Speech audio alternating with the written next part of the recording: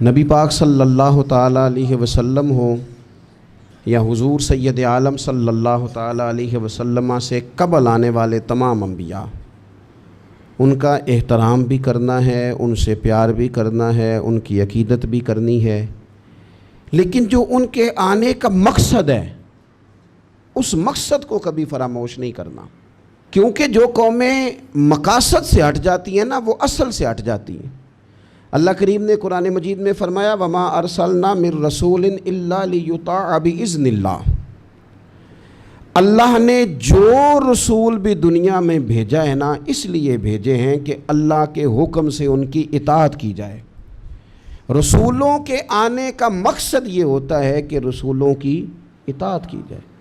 تو اگر کوئی اصل ہی بھول جائے کہ وہ کس مقصد کے لیے آئے تھے، ایک قرآن پاک نے دوسرے مقام پر حضور کے آنے کا مقصد بیان کیا ہے، فرمایا وَدَاعِيًا إِلَى اللَّهِ بِإِذْنِهِ وَسِرَاجًا مُنِيرًا، ہم نے محبوب کو رب کی طرف بلانے والا بنا کے بھیجا ہے، اللہ کے حکم کے ساتھ اور چمکتا ہوا آفتاب بنا کے بھیجا ہے۔ نبی پاک علیہ السلام نے ہمیں رب کا رستہ دکھایا ہے، حضور نے بتایا ہمیں، حضور نے آ کے بتایا کہ خالق بھی اللہ ہے، مالک بھی اللہ ہے، رازق بھی اللہ ہے، اور عبادت کے لائق بھی اللہ تعالیٰ ہی ہے۔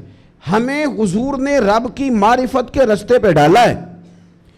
حضور کے غلاموں کبھی نبی پاک کا دیا ہوا یہ سبق نہ بھول جانا، عبادت کے لائق صرف اللہ کی ذات، ہمیں اپنی ساری توجہات کا مرکز اللہ تعالیٰ کو بنانا ہے۔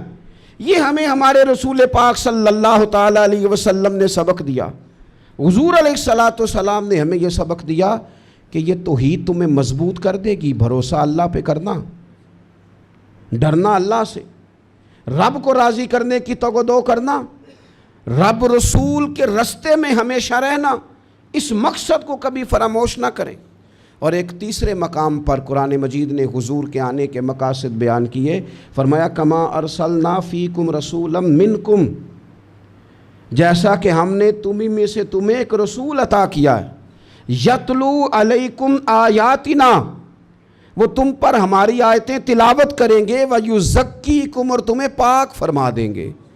نبی پاک ہمیں پاک کرنے آئے، ہمارا تزکیہ کرنے آئے۔ حضور کے آنے کا مقصد یہ ہے کہ مومن کے دل میں، مسلمان کے دل میں بغض نہ ہو، حسد نہ ہو، عداوت نہ ہو، تکبر نہ ہو، خود پسندی نہ ہو، ہرس نہ ہو، ہوس نہ ہو، لالچ نہ ہو، کسی کے بارے میں اس کے ذہن میں برے خیالات، وَيُزَكِّيكُمْ، یہ پاک رسول تمہیں پاک کرنے آئے۔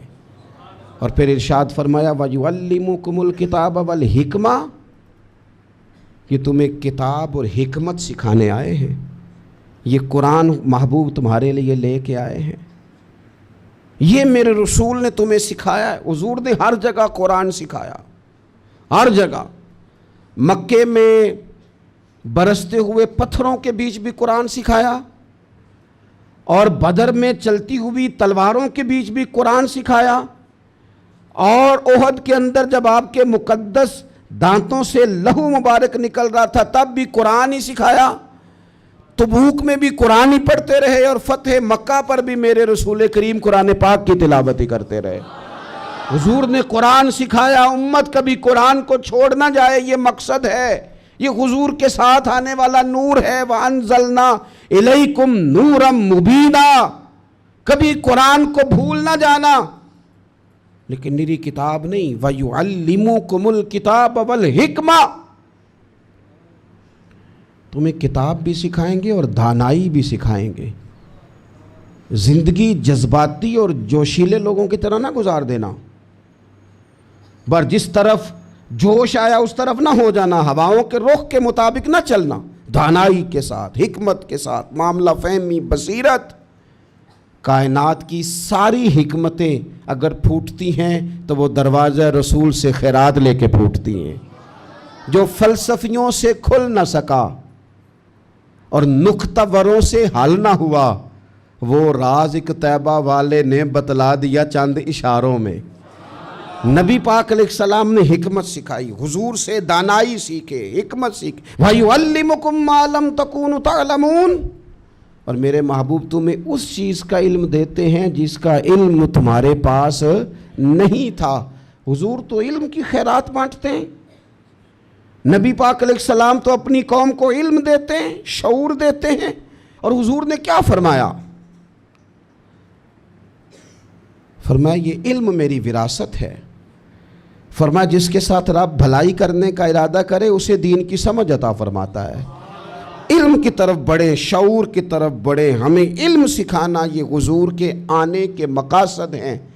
اگر امت ان مقاصد کو نہیں سمجھتی، اس پر غور نہیں کرتی، توجہ نہیں دیتی، تو پھر اس نے اس بات کو سمجھا نہیں جس بات کے لیے حضور تشریف لائے ہیں۔ ہمیں ذرا سینے کھول کے، آنکھیں کھول کے اس 12 ربیع الاول شریف پہ کم از کم قرآن پاک کے ان 3 مقامات پر ہی غور کر لینا چاہیے۔ ایک تو رسول اس لیے آتے ہیں کہ ان کی اطاعت کی جائے، اور میرے رسول کی اطاعت کا تو اجر یہ ہے کہ قل ان کنتم تحبون اللہ فاتبعونی یحببکم اللہ۔ فرمایا اگر تم نبی کی پیروی کرو گے تو اللہ کے محبوب بن جاؤ گے، اللہ تم سے پیار کرے گا۔ تو ایک تو رسول آتے ہیں اس لیے کہ ان کی پیروی کی جائے، اور ایک حضور نے ہمیں دعوت دی ہے اللہ کی جانب، اور ایک حضور ہمیں تزکیہ دیتے ہیں، پاک کرتے ہیں، کتاب سکھاتے ہیں، حکمت سکھاتے ہیں، علم سکھاتے ہیں۔ اس لیے یہ مقاصد جو حضور کے آنے کے ہیں ان کو ضرور سمجھ لیں، ضرور سمجھ لیں، اس پر ضرور غور کر لیں، لے کے پہلو میں غم امت نادار آئے اور امتی امتی کہتے ہوئے سرکار آئے۔